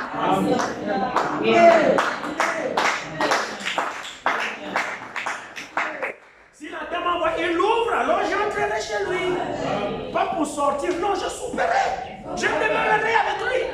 Je ne rentre pas pour sortir. Celui qui ouvre la porte, Jésus rentre pour faire une habitation. Jésus n'est pas un visiteur, il rentre aujourd'hui, il sort demain, il rentre aujourd'hui, il sort demain. Non, si tu ouvres, il rentre. Et quand il rentre, là, il fait son travail. Le problème, c'est d'ouvrir la porte. Et le messager dit, cette porte-là, Jésus restera là, dehors en train de cogner. Le soleil tape, l'hiver tape, la neige tape. Coco, est-ce qu'il y a quelqu'un dedans? Coco, ouvrez. La pluie tombe, le soleil tombe. Ouvrez. Coco, oui, c'est qui? C'est moi, Jésus. Oui, attends, j'arrive. Il est là, la nuit tombe. Depuis le matin que tu as dit, il est là. Il est là, il t'attend. Attendre là, c'est quoi? C'est quand tu écoutes la parole, il est en train de te juger, il te condamne sur un point, tu dis oui Seigneur, j'ai un mec en ordre, tu lui fais des rendez-vous. Tu n'obéis pas. Et il mouille là. Le soleil, la neige, la pluie, la nuit, il est là trempé. Mais toi aussi pars, mais il t'aime, il part comment? Plus que tu lui as dit, attends, oh Jésus, attends. Ouf, il ne peut pas défoncer cette porte. Il défonce. C'est-à-dire le Seigneur collabore avec quiconque veut. Amen. Il te parle, c'est toi qui vas dire oui. Amen. Si tu ne dis pas oui, c'est comme Abraham. Mon signe avec toi, c'est la circoncision. Tu dois circoncire tout mal dans ta maison. Quand Dieu a te dire, tu es parti. C'était maintenant Abraham de collaborer. Ce n'est pas Dieu qui a pris le couteau pour dire à Abraham, allez, viens ici. Viens, Abraham, viens. C'est pas Dieu. Dieu a parlé et Dieu est parti. Amen. Maintenant, toi qui as écouté, collabore. Amen. Oh non, Dieu, j'ai compris. Je vais le faire circoncire. Amen, Seigneur. Ta parole, c'est la vérité. Amen, je crois. C'est la pure vérité. Alléluia. Amen. Sinon, Seigneur, le temps viendra, je me ferai circoncire. Amen. Sinon, la parole est vraie. Je crois. Non, prêche bien là-bas. Non, ça, c'est vraiment la parole. Maintenant, applique, Dieu. Amen. Ouvre la porte, non? C'est juste. Ouvre la porte. Tu as bien identifié la voix du Seigneur. C'est bien. Comme beaucoup parmi nous, on reconnaît que ça, c'est la parole. Amen. J'espère que vous me suivez. Amen. L'identification de la voix du Seigneur est une chose. Mais la recevoir, ouvrir la porte pour qu'il rentre en est une autre. Reconnaître que la parole qui est prêchée, c'est la vérité, c'est une chose. Amen. La croire et la mettre en pratique en est une autre. Amen. du fait de reconnaître que c'est la parole, ne fait pas de vous des enfants de Dieu. Ah, je suis désolé, frère. Je suis désolé. Le fait de ponctuer Amen ne fait pas de vous des enfants de Dieu. Le fait de dire que non, nous avons la sainte doctrine, non, ça c'est la pure parole, ne fait pas de vous un enfant de Dieu. Non. Au contraire, tu ne fais que sceller ton sort. Plus que tu reconnais que la parole est vraie, alors qu'attends-tu pour l'appliquer? Alors le risque de ça, effectivement, c'est la puissance des gardes qui risque de frapper. La puissance des gardes, c'est-à-dire, Dieu va t'envoyer un esprit de têtudesse. Ça fera en sorte que tu ne pourras plus te séparer. Tu ne pourras plus te séparer. Le messager appelle ça la ligne de démarcation. Une ligne de démarcation qui sépare la grâce et le jugement. Il y a une ligne là. La grâce a un temps. Et après vient une ligne qui les sépare. Donc quand tu traverses la ligne là, tu arrives au côté jugement, tu ne peux plus faire demi-tour. Tu reçois une énergie, une puissance des gars. Pourquoi? Parce que pendant le temps de la grâce, Dieu te jugeait positivement. Dieu te condamnait sur ta façon de vivre. Dieu te révélait sa parfaite volonté. Tu as endurci le cœur parce que tu dis bon, c'est encore la grâce. Dieu pardonne, Dieu est bon, Dieu est d'amour, Dieu ne juge pas selon. Tout ça, c'est très bien tout ça. Mais sauf que le temps qui t'est assigné, toi tu ne connais pas. Amen. Je vous rappelle que la grâce n'est pas éternelle. Amen. C'est juste. La grâce a un temps. Amen. Les gens ici, s'il vous plaît, les 2 Thessaloniciens ici, ils ne se sont pas aperçus qu'ils ont épuisé leur période de grâce. Les gens dont l'apôtre Paul parle dans 2 Thessaloniciens ici, ce sont des êtres humains à qui Dieu a donné la puissance des garments parce qu'ils n'ont pas eu l'amour pour la vérité. Ce sont des êtres humains. Eux, pendant qu'ils s'entêtaient face à la parole, ils ne savaient pas quelle devait être la limite de l'entêtement et qu'ils se retrouvent de l'autre côté avec la puissance des garments. Ils ne le savaient pas. Toi aussi, tu ne le sais pas. Mais ce que nous savons, Dieu s'adresse aux prédestinés. Amen. Ah, Dieu parle aux dieux. Alléluia. Dieu parle à ses fils et à ses filles. Amen. Et la parole de Dieu agit dans leur cœur. La parole de Dieu se manifeste dans leur cœur. Donc, par contraste, effectivement, de ce passé, pourquoi j'ai voulu utiliser ça pour planter le corps, maintenant on va arriver pour poursuivre ici, parce que ici, c'est une catégorie de gens qui reçoivent la parole, mais qui ne la mettent pas en pratique.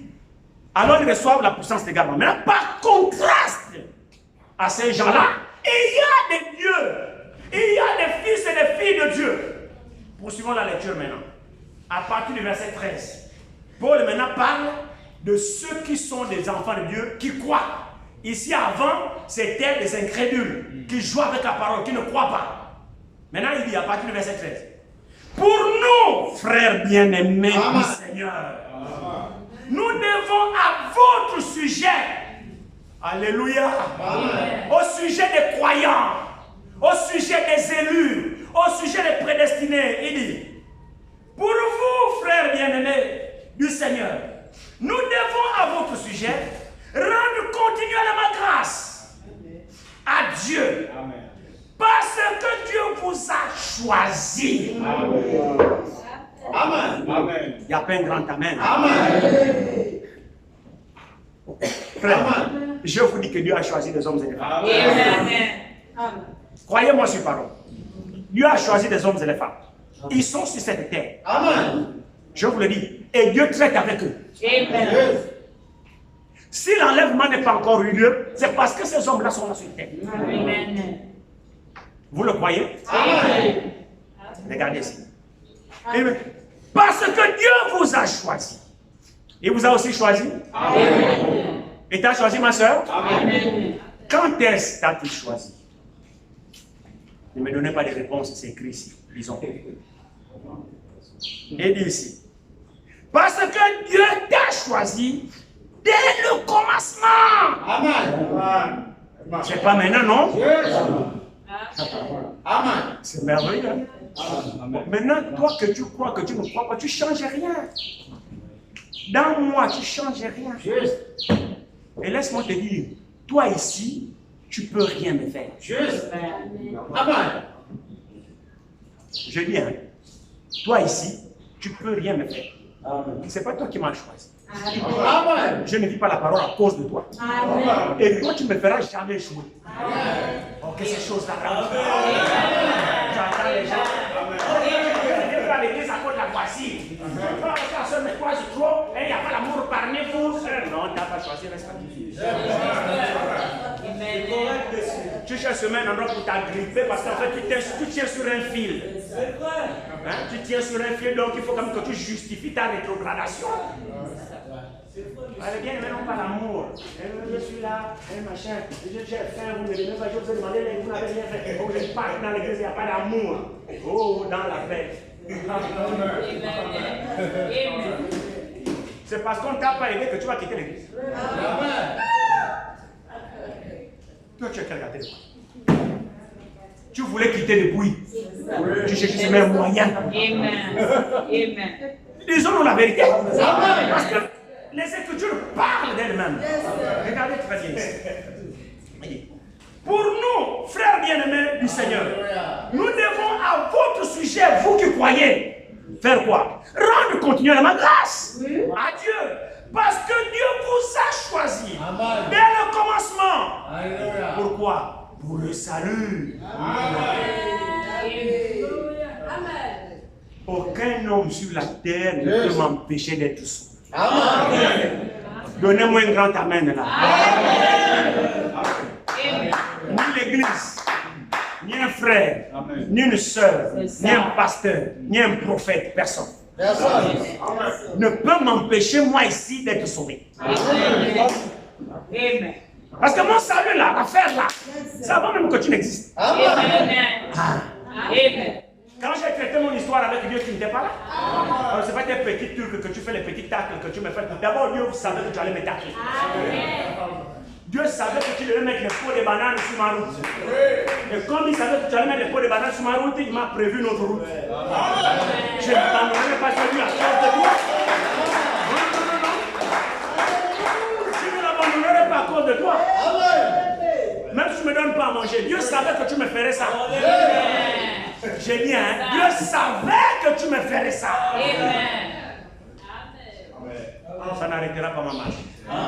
Je me dis, Seigneur, tu as prévu.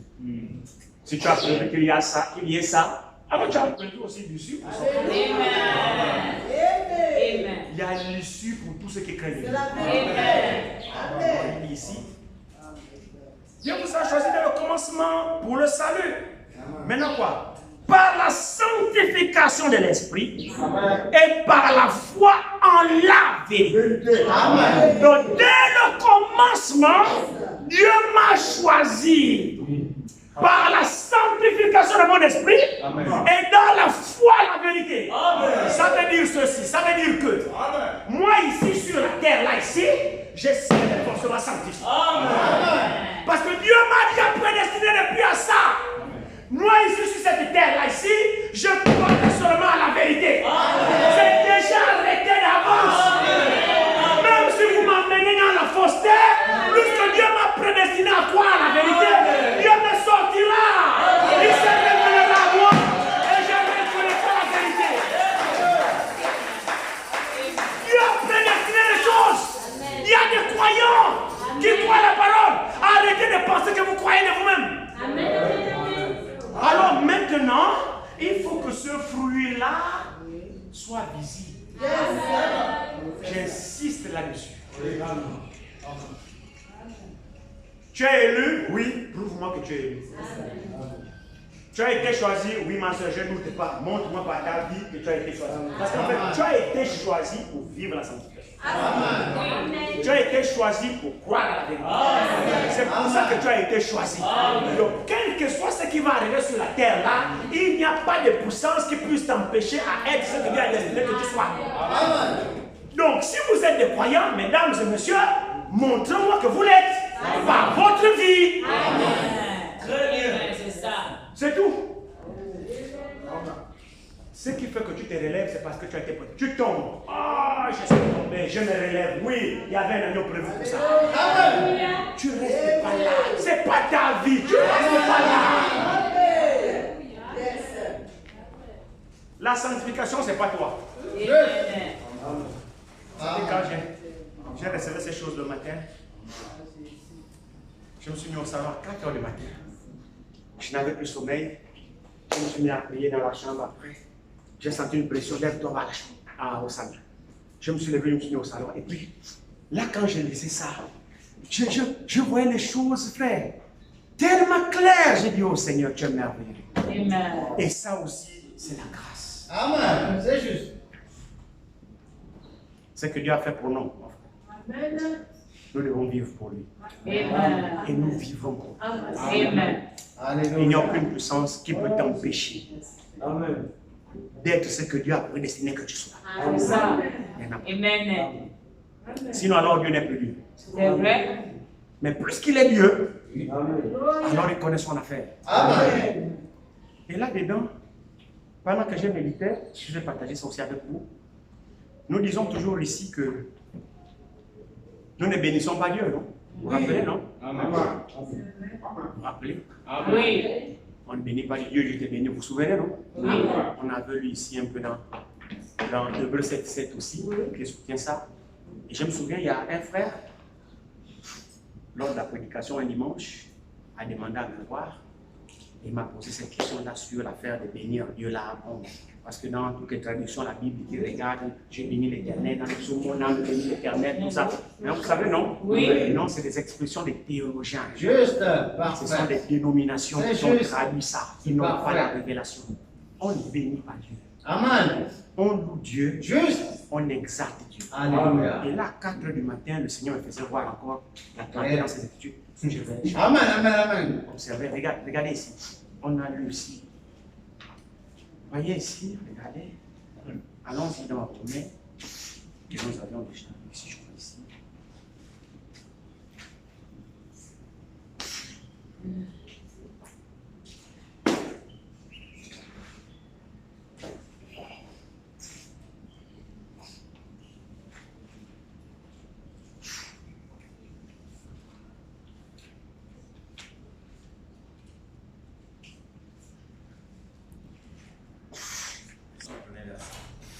Je dis la vérité en Christ. Je ne mens point. Ma conscience me rend témoignage par le Saint-Esprit. J'éprouve une grande tristesse et j'ai dans le cœur un chagrin continuel. Car je voudrais moi-même être anathème et séparé de Christ pour mes frères, mes parents selon la chair, qui sont israélites, à qui appartiennent l'adoption, la gloire, les alliances, la loi, le culte, les promesses et les patriarches, et de qui est issu selon la chair, le Christ, qui est au-dessus de toutes choses, Dieu béni éternellement. Amen. Amen. Je suis sûr que vous n'avez pas compris. Regardez très bien. Dieu est déjà béni. Amen. Dieu est éternellement déjà béni. Amen. Toi, tu le bénis à quel lieu? Dieu est déjà béni, non? Je suis sûr que vous n'avez pas compris. Relisons. Verset 5 particulièrement. Les promesses et les patriarches, et de qui est issu selon la chair le Christ, qui est au-dessus de toutes choses. Dieu béni éternellement. Amen. Donc, Paul dit que Dieu est déjà béni, éternellement béni. Amen. Donc, Dieu n'a pas besoin de ta bénédiction et de ma bénédiction. Il est éternellement béni. Amen. Toi, tu vas bénir Dieu comme ça. Prenons Ephésiens 1.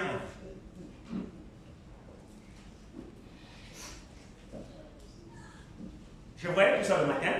Je vous partage simplement ce que j'ai reçu. Regardez très bien Ephésiens 1 ici. Paul, apôtre de Jésus-Christ, par la volonté de Dieu, aux saints, pas aux souillés, aux saints qui sont à Éphèse et aux fidèles en Jésus-Christ. Que la grâce et la paix vous soient données de la part de Dieu notre Père Amen. et du Seigneur Jésus-Christ. Amen. Amen. Amen. Maintenant vient le verset 3. Écoutez très bien. Béni soit le Dieu et Père de notre Seigneur Jésus-Christ. Amen. C'est ça, non? Amen. C'est faux. Ce sont les théologiens qui n'ont pas la révélation qui a écrit ça. En fait, c'est loué soit le Seigneur. Amen. Parce que Dieu est déjà béni. Amen. Regardez très bien ici. Regardez. Bon. Considérons que c'est béni. D'accord? Faisons un exercice là. Regardez très bien. On va considérer que c'est béni. Regardez très bien. Béni soit le Dieu. Là, c'est qui bénit? Là, c'est toi et moi qui bénissons là. Amen. Hein? Oui. Là, c'est toi et moi qui bénissons là. Béni soit. Donc, c'est celui qui parle et qui bénit Dieu là maintenant. Amen. Donc, considérons qu'ici, c'est nous qui le bénissons là. Oui. On va prendre cette hypothèse. Lisons la suite. Béni soit le Dieu et Père de notre Seigneur Jésus-Christ, qui nous a bénis. Ah, vous ne trouvez pas qu'il y a un problème là? Amen. Finalement, qui bénit qui?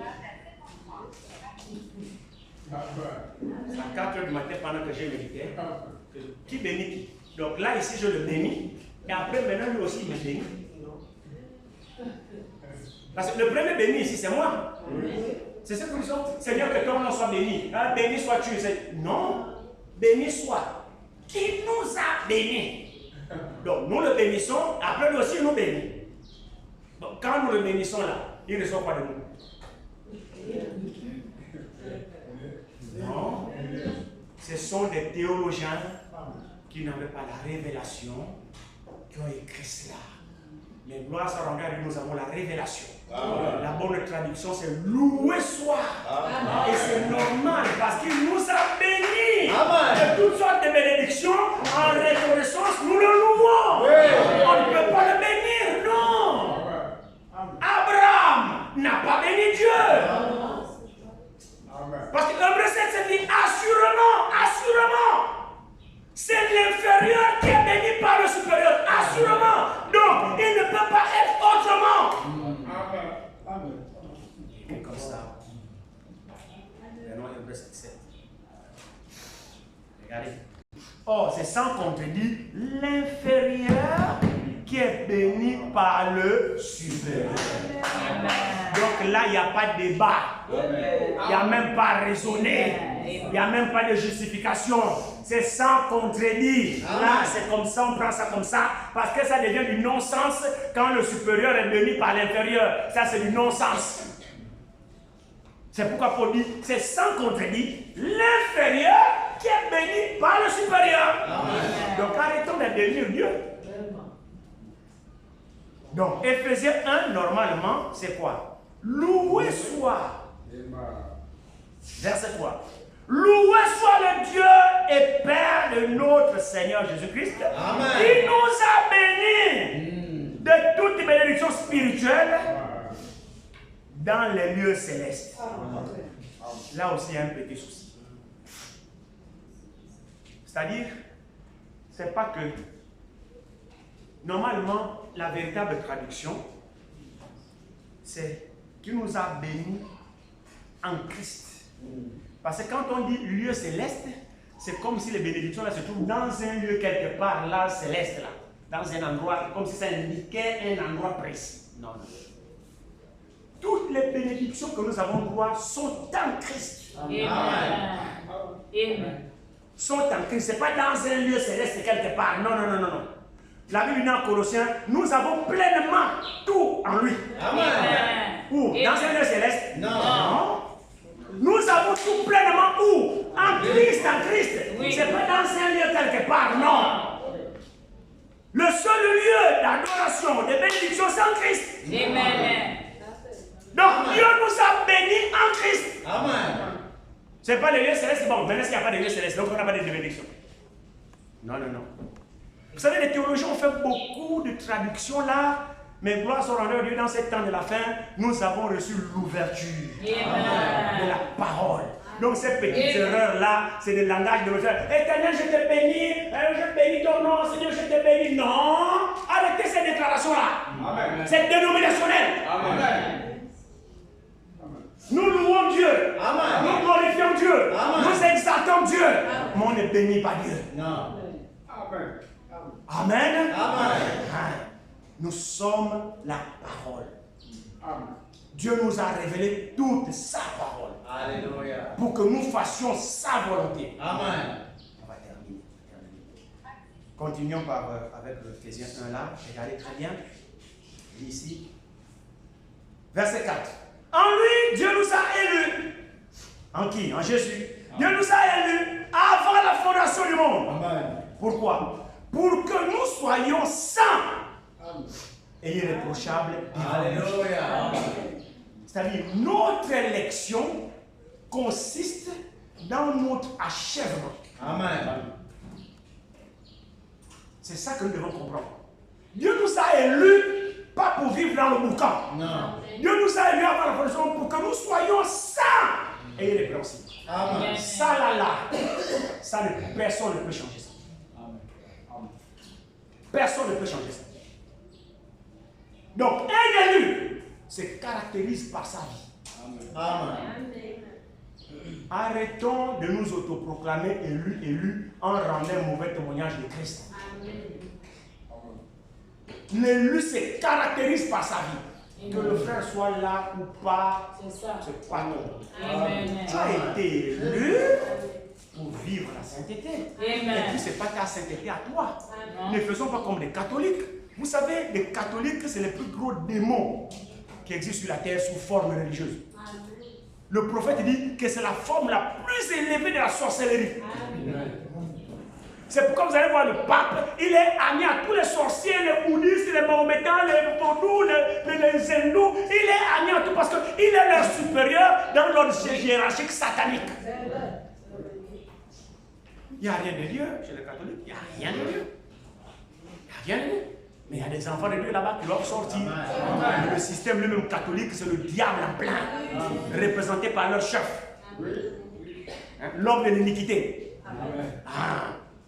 L'iniquité qui est un mystère va se personnifier dans un homme.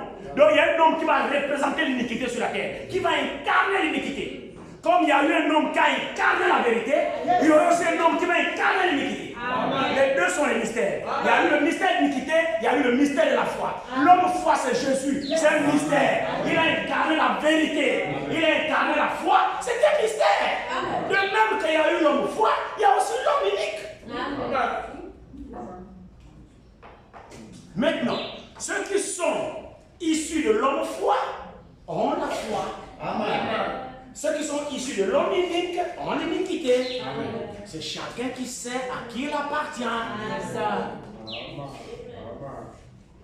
C'est chacun qui sait à qui il appartient. Chez les catholiques, c'est un homme qui déclare que tu es saint. Et là, pas quand tu es vivant. Pas quand tu es vivant. Tous les vivants, c'est lui seul qui est très saint. Mais tous les autres personnes n'est saint. C'est quand tu vas brûler. Maintenant, on va fouiller. On fouille pendant ta vie. Est-ce que tu as fait quelque chose de bien pendant ta vie qui montre qu'on te déclare que tu es saint? Attendez. Donc, tous ceux qui là, ils sont pas saints. Ici, quand Paul écrit aux Éphésiens, il n'écrit pas aux morts. Il écrit aux vivants. C'est vrai, non?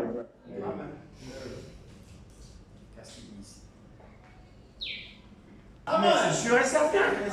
C'est la vérité, frère. On n'est pas saint quand on est mort. Non. Si je ne suis pas en mesure de dire Saint Julie Gaël, c'est que je ne crois pas à la parole. On va dire que Saint François, Saint Loïc, ou Sainte Marie-Louise, ou Sainte Brigitte, j'en sais rien, moi. Ça ne doit choper personne.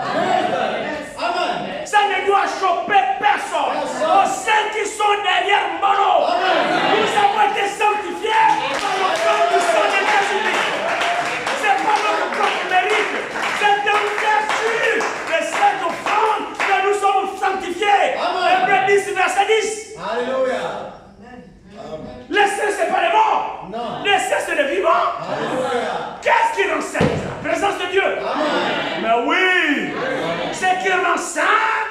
présence de Dieu.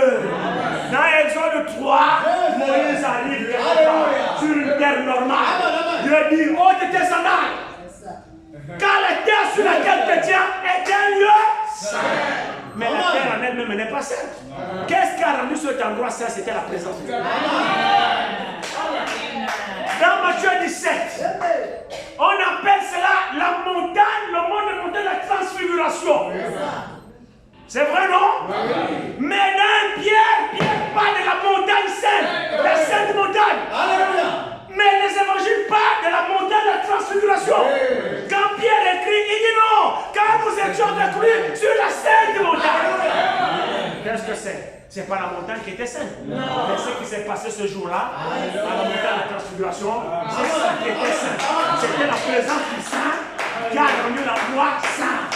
C'est pas la montagne qui est sainte. Donc ce qui sanctifie, c'est Dieu.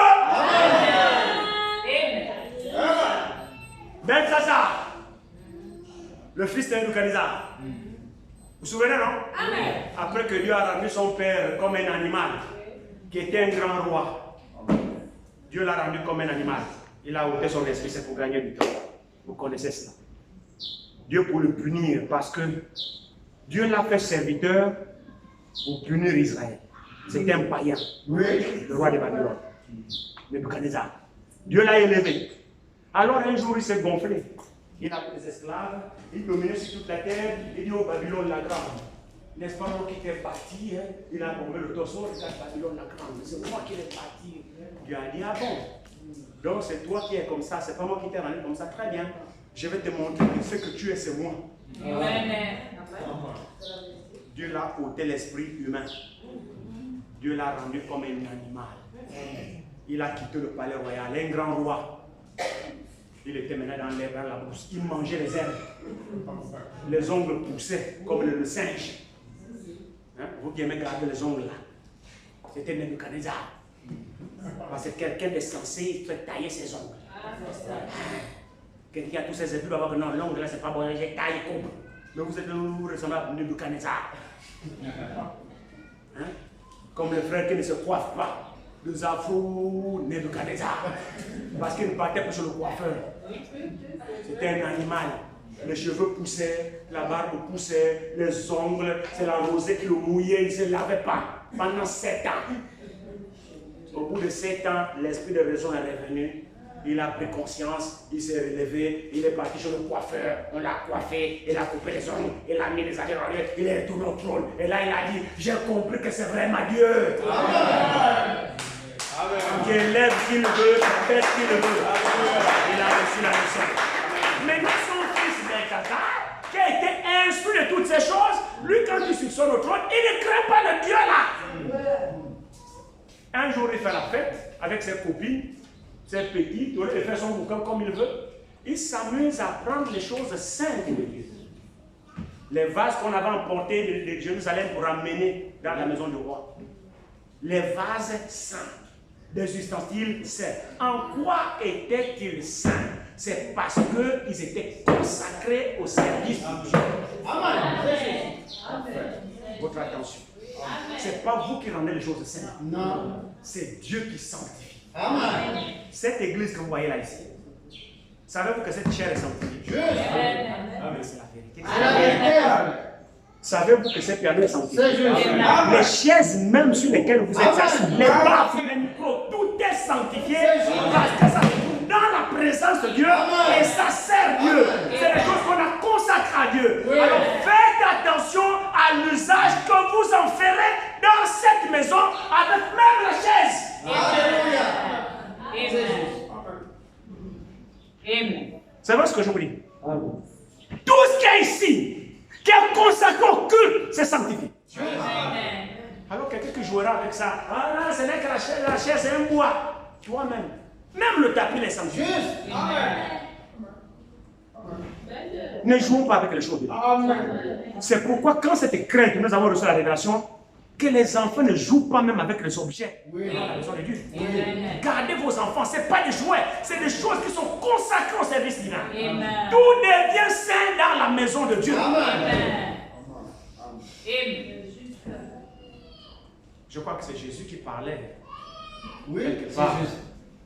Hein, je pense, hein? Lorsqu'il disait, quand vous dites que non, c'est quoi qui est saint, c'est dans les béatitudes, hein? Oui, oui. Dans les béatitudes. Il dit non. Et si quelqu'un jure par l'offrande, il est engagé. Mais si quelqu'un jure par le temple, il n'est pas engagé. Il dit hypocrite. Oui, c'est juste. Hypocrite. C'est l'offrande. Qu'est-ce qui sanctifie l'offrande? Mais c'est le temple qui sanctifie l'offrande, parce que l'offrande est dans le temple. Oui. Au contraire, celui qui jure par le temple, jure